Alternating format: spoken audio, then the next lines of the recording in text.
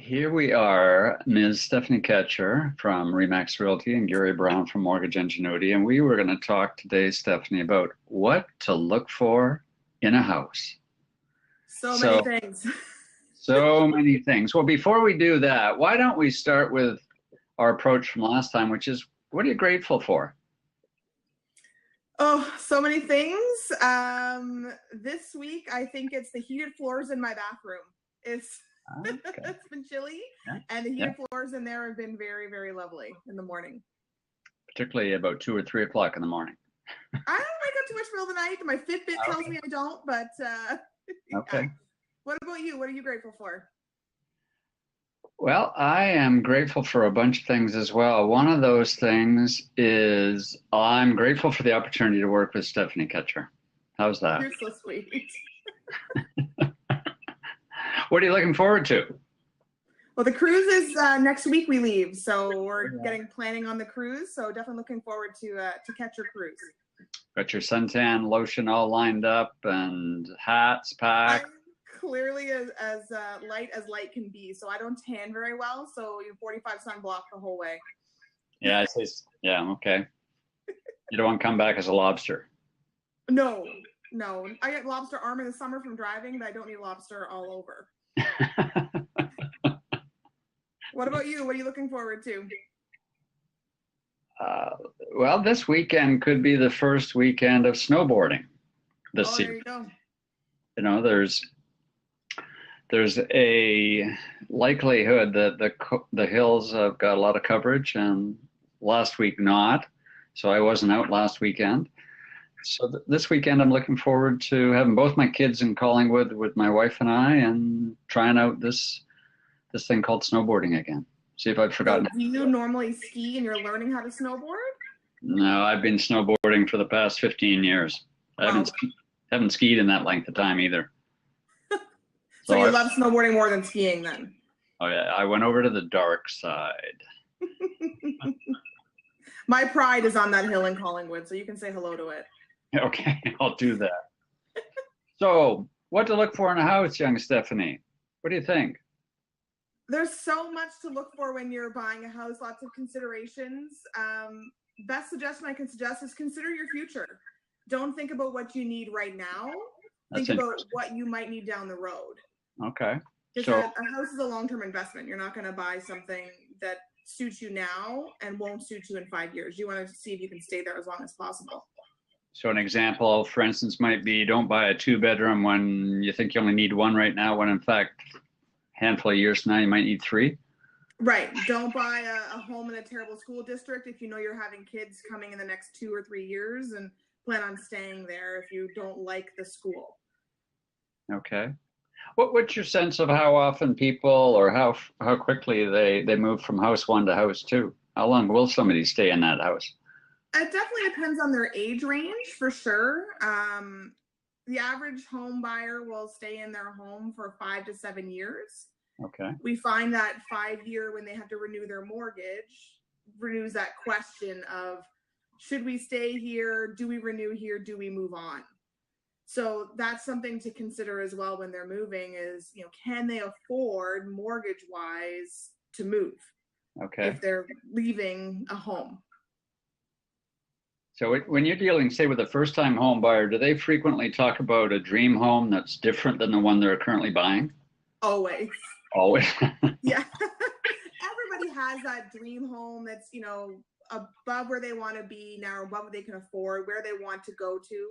And they want their first home to have that. So what first-time home buyers don't recognize is that they're moving out of mom and dad's house.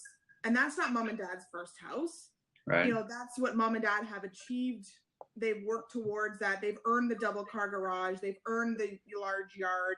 They've earned the extra family room, those kinds of things. Right.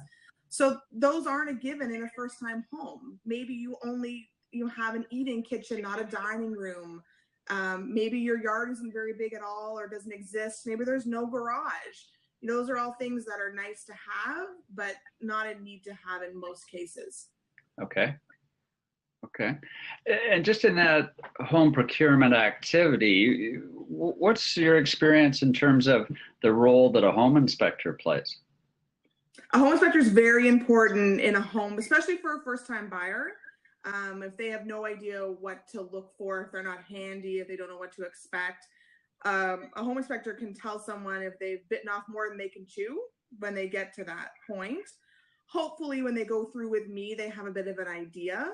I'm fairly well versed in a lot of things: furnaces, windows, foundation cracks, those kind of things. I'm well aware of what to look for.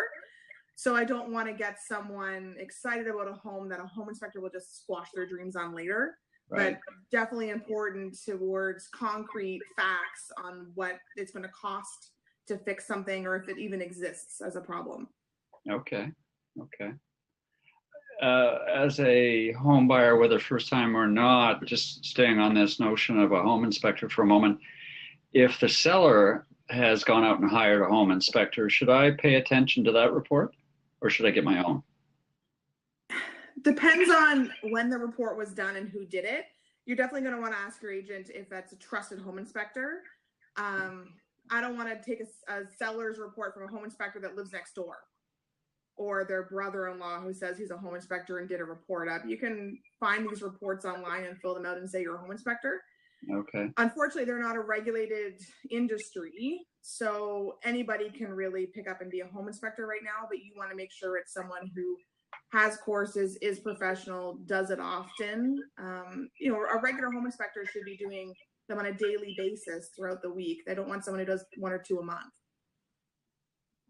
So very much the situation where know, like, and trust your home inspector. Right, exactly. Like in Toronto, it's more standard to have the seller do the home inspection. Okay. Simply because their market moves so quickly and so competitively that in multiple offers, that's one less factor to worry about of having a home inspector.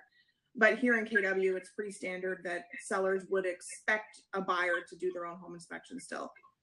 And the velocity isn't such that by the time I get my home inspector to do the actual inspection, I've lost the house because somebody came in and bought it out from underneath me, kind of thing. Right. And in all honesty, they can't buy out from underneath you if you have a conditional upon home inspection and financing, for example. That's basically being held for you. It's conditionally sold for you directly with a first right of refusal. So while they wait for you to do their mortgage and the home inspector to do their thing, the home is waiting for them. Okay. What can you say in addition to, the neighborhood comment? What are your thoughts there in terms of what I should be looking for in my soon-to-be new neighborhood? Neighborhoods are really complicated because it depends on what you're looking for. Some people want walkability. Some people want to be close to the highway. Some people want to be in a safe neighborhood. Often I will tell someone, I know their situation. I don't want a single girl to move into a neighborhood possibly that's not the safest, or someone who can't take care of themselves a little bit. If there's an area that might be a bit rougher. If you're on a busy street in a neighborhood, that's not much of a neighborhood in some cases, right? You want to have neighbors that you can chat with. If you live in a busy street, you may never talk to a neighbor. There's a business next door. All those things can affect your neighborhood likability. It just depends on what a certain person is looking for. We tried to buy a house that had a business across the road and a business next door and one other house on the street. My dad put a big kibosh on that. Weren't allowed to live in a neighborhood like that. So those are things the parents are concerned about neighborhood, but so are the home buyers. But you need to remember that your budget needs to match